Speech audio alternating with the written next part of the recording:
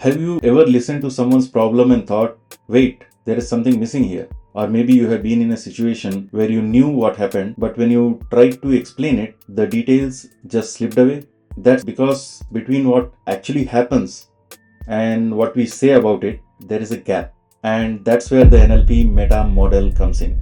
Think of your brain like a high-speed computer. Every day, it's processing millions of inputs, sights, sounds, feelings, memories. From all this, it creates maps of reality. Not literal maps, but mental maps. The stories, pictures, and meanings we attach to the world. The problem? Just like a real map can have missing roads or wrong turns, our mental maps can be incomplete or distorted. And when our maps are unclear, our choices shrink. The NLP Meta Model is a set of precise questions designed to make your mental map sharper, clearer, and more detailed. It works by going from the word someone uses, what's called the surface structure, back to the original experience in their mind, the deep structure. Think of it like this. If you have the idea of a song in your head, that's the deep structure. When you hum it, that's the surface structure. The hum might miss a few notes, but the full melody is still there. And the meta model is how we get back to it. So you may ask, why do we lose details in the first place? Because our brain runs everything through three filters mostly. One is deletion. We leave things out. For example, someone says, I had a great time. Where? With who? Doing what? Right? Distortion.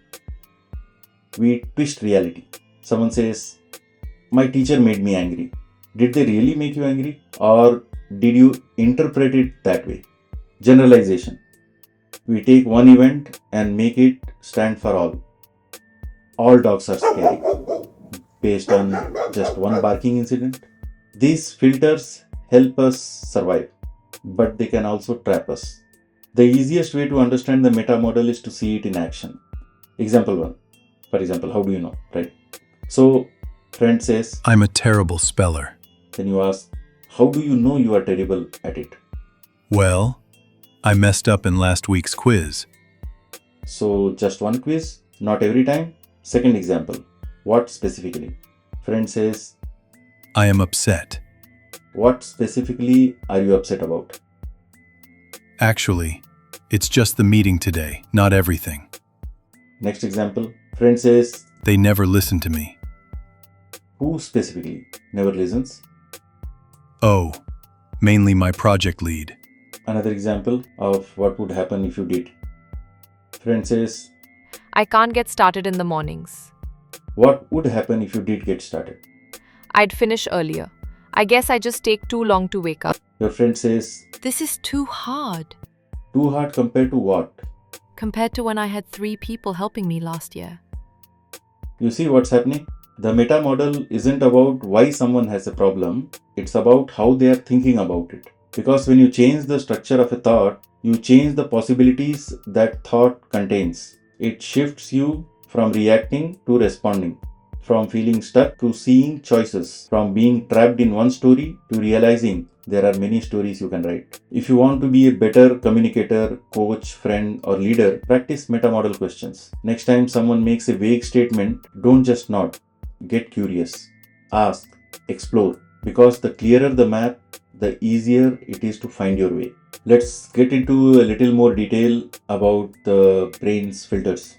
The 3 main filters that we spoke about. When we talk or think, our brain uses these 3 filters that can sometimes leave out important bits of information from our deep structure when it turns into surface structure. For example, deletion. This is when you leave out some information. Imagine telling your friend, I had a great time. You have deleted where you had a great time, with whom, or what made it great. Distortion. This is when you change information. If you say, my teacher made me angry, you are saying the teacher caused your anger, even though your anger might be coming from your own thoughts or a different situation. Generalization. This is when you take one experience and make it true for all experiences, like saying, all dogs are scary, because one dog barked at you once. How the meta model helps you? The meta model uses specific questions to help you fill in the missing details. clear up misunderstandings, and see things more clearly. This is super useful because the more details and clarity you have on your map, the more choices you have to solve problems or get what you want. Here are some simple examples of meta model questions you could ask. How do you know? This is one of the most powerful questions. If someone says, I'm a terrible speller, you could ask, how do you know you are a terrible speller? This helps them think about the actual process they use rather than just believing a label. What specifically? If your friend says, I am upset, you could ask, what specifically are you upset about? This helps them get to the real cause. Who specifically? If someone says, they never listen to me, you could ask, who specifically never listens? This helps them figure out if it's really everyone or just one person. What would happen if you did or did not? For example, if someone says, I can't get started in the mornings, you could ask, what would happen if you did get started? Or what prevents you from getting started?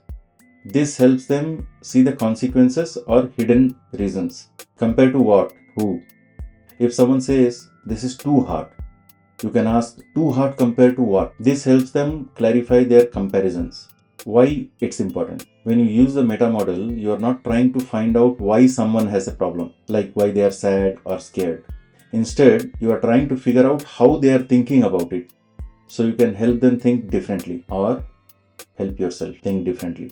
It helps people move from just reacting to situations to being able to think and plan and choose how they respond.